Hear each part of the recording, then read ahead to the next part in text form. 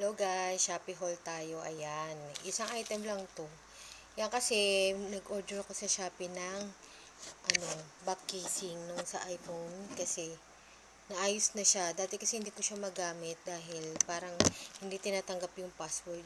Ano masyado komplikado yung iPhone. Basta parang ni-reset yata nila yan.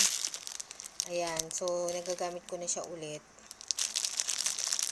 Yan, umorder na ako ng bagong back casing kasi luma na.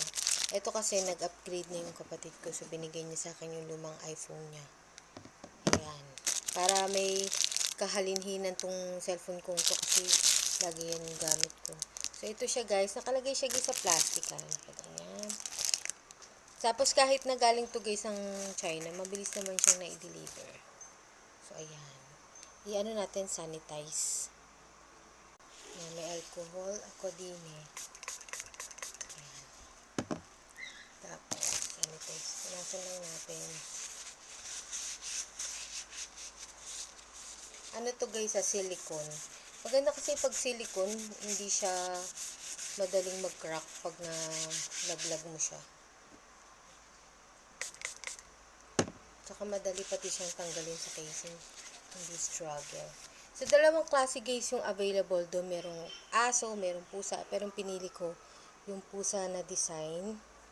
Yan, nakikita niyo ba? Yung pusa na design. Pero kung dog lover kayo, meron din doon.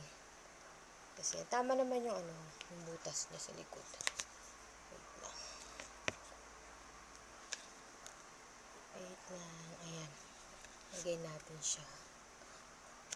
Mura lang to guys. Ano lang to? Less than 100. Ayan, ang cute.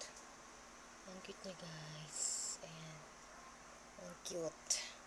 Saka siya, madaling ikabit. Kasi malambot lang siya. Ang cute niya. Saka, nakita niyo, pakurba-kurbang ganyan. Kaya, alam niyo yung grip niyo sa cellphone. Kasi may pakurba siyang ganyan. Diba? Okay. Yan. Pusa. Pakita ko nga sa inyo yung back camera. Hindi nyo kasi makita kapag yung front camera. So, ayan siya guys.